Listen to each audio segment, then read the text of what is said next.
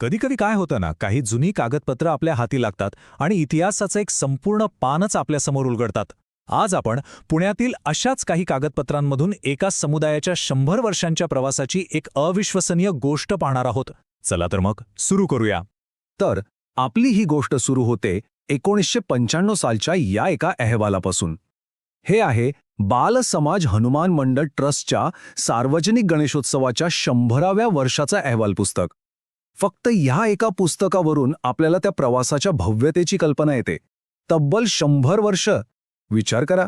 मग साहजिकच एक प्रश्न मनात येतो की कोणतीही सामाजिक परंपरा 100 वर्षांपेक्षा जास्त काळ कशी काय टिकू शकते.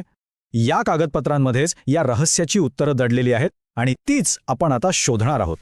तर पहिला भाग आहे उत्सवाचे शतक. आपण बोलतोय बाल समाज हनुमान मंडळ ट्रस्ट आणि त्यांच्या 100 वर्षांपेक्षा जास्त काळ अविरत चाललेल्या गणेशोत्सवाविषयी. दुसरा भाग इतिहासात घडलेले. चला आता आपण थेट या मंडळाच्या उगमाकडे जाऊया, म्हणजे थेट 19व्या शतकाच्या उत्तरार्धात.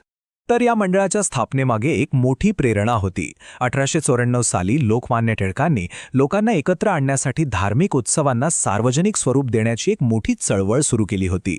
हे मंडळ त्याच राष्ट्रीय चळवळीचा एक भाग म्हणून स्थापन झालं आणि त्यांचं आराध्य दैवत होतं जाळीचा मारुती.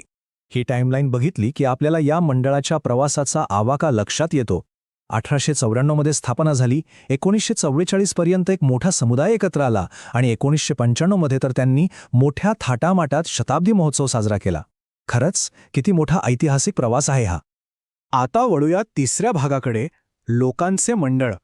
आता आपण पाहणार आहोत की ह्या मंडळाच्या यशामागचे खरे शिलेदार कोण होते, म्हणजे इथले लोक आणि त्यांचा प्रभाव. तर यातला सगळ्यात महत्त्वाचा मुद्दा म्हणजे या मंडळाची ताकद ही थेट समाजातून लोकांकडूनच आली होती. हीच होती खरी लोकशक्ती. जरा हा 1944 सालचा फोटो बघा. यात तरुण आहेत, वयस्कर आहेत, म्हणजे अनेक पिढ्यांमधले लोक आपल्याला दिसतात. यावरून हे स्पष्ट होतं की ही परंपरा एका पिढीने नाही तर अनेक पिढ्यांनी मिळून जपली होती. तुम्ही जर हे अहवाल पाहिलेत ना, तर तुम्हाला नावांनी भरलेली पानं दिसतील. पदाधिकारी, सदस्य, देणगीदार, यावरून संपूर्ण परिसराचा यात किती प्रचंड सहभाग होता हे अगदी स्पष्ट दिसतं. पण फक्त लोकशक्तीच नाही तर यशाचा दुसरा स्तंभ होता, तो म्हणजे प्रभाव आणि प्रतिष्ठा. हे मंडळ फक्त एक स्थानिक गट नव्हतं, तर ते एक महत्त्वाचं सामाजिक आणि राजकीय केंद्र बनलं होतं. आणि हा प्रभाव कसा होता ते या चेहऱ्यांवरूनच कळतं. शरद पवार आणि सुरेश कलमाडींसारख्या मोठ्या राजकीय नेत्यांचा पाठिंबा होता. साहजिकच यामुळे मंडळाला एक वेगळीच प्रतिष्ठा मिळाली. आणि थांबा, हे तर खूपच विलक्षण आहे. विचार करा, 1969 साली राज्याचे तत्कालीन मुख्यमंत्री यशवंतराव चव्हाण आणि वसंतराव नाईक यांनी स्वतः मंडळाला भेट दिली होती. यावरून या मंडळाचं महत्त्व किती मोठं होतं याचा आपल्याला अंदाज येतो. आपला चौथा भाग आहे उत्सवाच्या पलीकडे. म्हणजे काय, तर हे मंडळ फक्त उत्सव साजरा करत नव्हतं, तर त्याही पलीकडे जाऊन सामाजिक एकात्मता घडवण्याचं काम करत होतं. जरा 2005 सालच्या या कार्यक्रमांच्या यादीवर नजर टाका.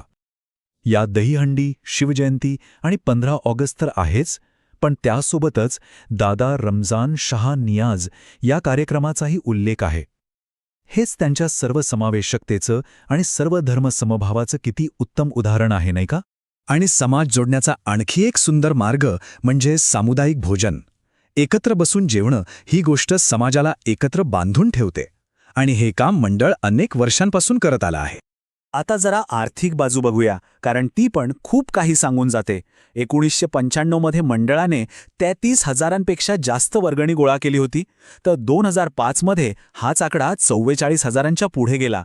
यावरून केवळ त्यांचं अस्तित्वच नाही तर त्यांची आर्थिक वाढ आणि समाजाचा अखंड पाठिंबा आपल्याला स्पष्ट दिसतो. आणि आता आपण शेवटच्या भागाकडे आलो आहोत, समाजासाठी एक आदर्श. चला तर या मंडळाच्या वारसातून आपण काय शिकू शकतो हे पाहूया. ही दोन मुखपृष्ठ बघा. एक आहे 1995चं आणि दुसरं आहे 2005चं. 10 वर्षांचं अंतर आहे, पण तरीही उद्देश आणि डिझाईनमध्ये एक सातत्य दिसतं. हीच तर आहे परंपरेची अखंडता.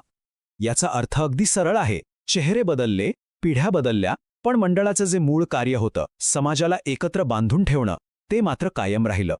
आणि या सगळ्या प्रवासाचं सार, या मंडळाच्या कामाचं तत्त्वज्ञान आपल्याला त्यांच्या अहवालावर लिहिलेल्या या छोट्या पण शक्तिशाली ब्रीदवाक्यात मिळतं.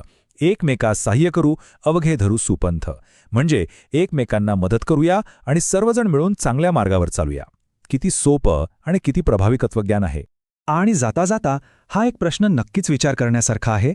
आजच्या डिजिटल युगात जिथे आपले समुदाय ऑनलाईन तयार होतात, तिथे आपण या शतकाहून अधिक काळ टिकलेल्या सामाजिक प्रयत्नांमधून नक्की काय शिकू शकतो, यावर नक्की विचार करा.